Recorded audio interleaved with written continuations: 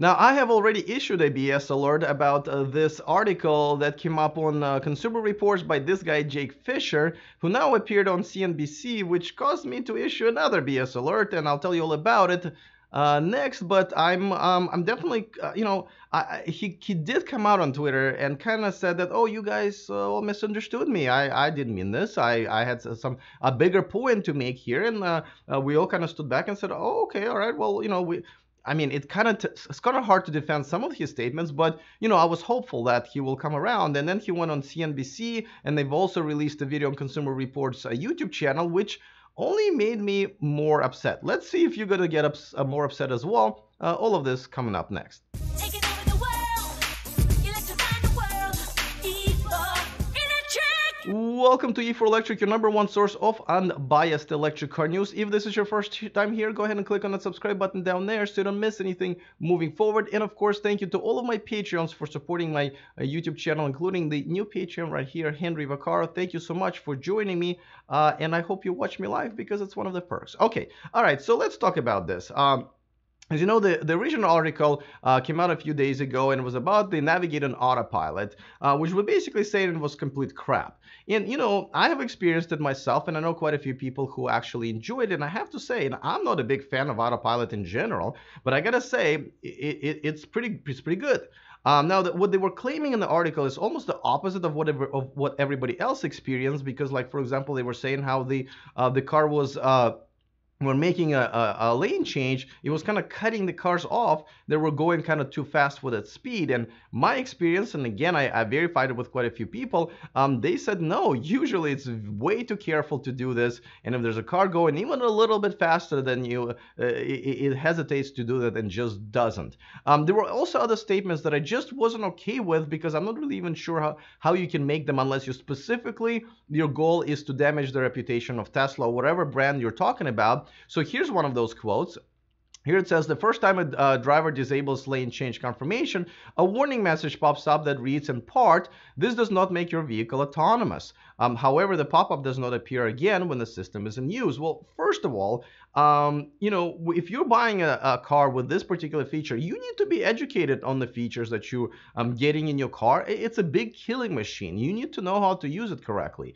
And if you, ask on any forum, if you talk to your sales rep, if you read a manual, everywhere it says, listen, this is not a fully autonomous car. Now, don't get me wrong, I absolutely hate the name of Autopilot, full self-driving features. Those are misleading, but nevertheless, these are not kids buying these cars. These are adults with, who I would assume have some critical thinking. A part of their sort of verification of what they're buying is not going to kill them and their families, right? So you should already know that. So, and I feel like Tesla is already doing you kind of a favor, I guess, whether it's regulation mandated or not, by telling you one more time, listen, don't be a dummy, this is not a fully autonomous vehicle. And at that point, I feel like it's already an overkill. Now, are you suggesting that message should stay on at all times for you to know that this is not an autonomous vehicle? I think this is where I don't know what else to call it but BS, right? This is an unreasonable statement, an unreasonable request, which you know nobody really needs in the real life. So I'm not really sure how he was going to back out of it. And by the way, here's his statement on Twitter. He basically says, it appears that many others have summarized our findings and did not comprehend what the article was about. By the way, don't insult our intelligence. We comprehend, okay, and we did our jobs, which I can't say the same for you, buddy. I'm sorry, and it says it was about the latest options. Well, by the way, I tweeted back at him. I said, listen, you're welcome to come on my show and maybe clear up your name and answer any questions that I have. There will be tough questions. This is not like going on CNBC where I'll just, softball it at you. I will ask you some, tough questions and maybe you can answer. Now, I don't expect him to even reply to me, but stranger things have happened. Okay, now, he did go on the CNBC show, and let me tell you what happened there. Before that, of course, a quick reminder that this video and this channel is sponsored by Byton. Check out their all-new electric SUV coming to the US and Europe in 2020.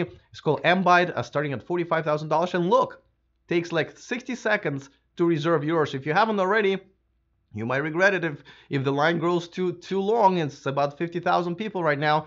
Zero money down, about 60 seconds of your time. Use the link in the description of this video. Okay, all right, so he appeared on his channel, CNBC, and I thought maybe he was going to clarify some things, but it kind of basically went the same way.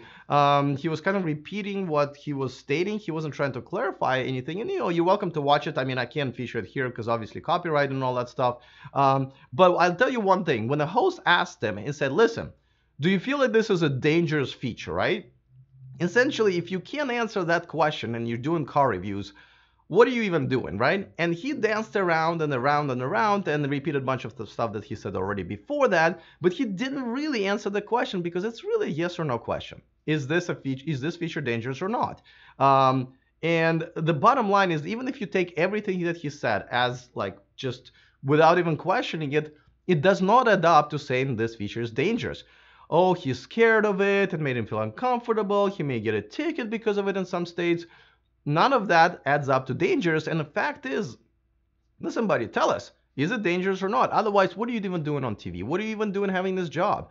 So, I mean, this is the stuff that I really, really hated about it. And I don't think he helped himself by trying to clarify this by essentially doing more of the same.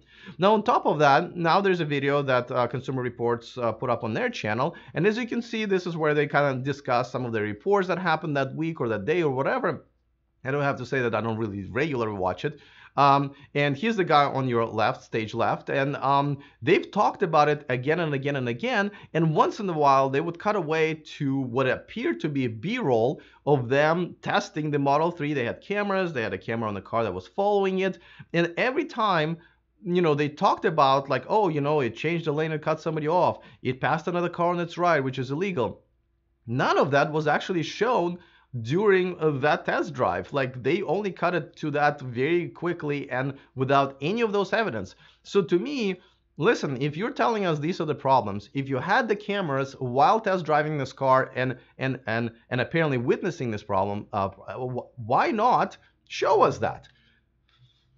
I mean, you're producing a video about it, and all you're doing is sitting around and talking about it. And, well, again, I would love to show it to you. I just don't want a copyright strike from them because they probably won't like this video, so I don't want to go there. But you're welcome to go and watch that. You'll see that they'll just say it and not show it to you, even though they have the footage, which I actually think they don't. Meaning they have the footage of the test drive. I don't think they have the footage of actual problems happening because they never have.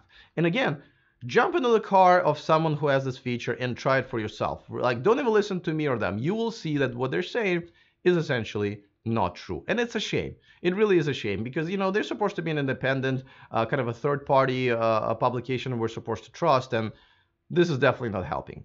All right, well, I hope you trust our newsletter that we send out every week with an exclusive story that we don't get to feature on our channel here. And you get it right in your inbox. It's free. Go to e4electric.com/VIP. But as you know, we're also running a deal of the month. And this time it is Evan X's, one of the most popular products, which is a lighted T for your Model 3. They already have a $50 off deal right now on them. But if you subscribe to this newsletter, you're going to get a discount code for an additional $50 off, which together means you'll be getting $100 off of this cool item. So definitely go to our newsletter website, e4electric.com/VIP, and sign up. And of course, another quick shout out to Henry Vacara for becoming one of my new Patreons. Thank you so much for supporting my channel. If you want to do the same, go to patreon.com/E4electric. All right, guys, let me hear it. Let me know if I've went wrong somewhere here, or maybe he has a point. I'm happy to listen. Go ahead and do that. Other than that, see you next time, and remember to stay charged.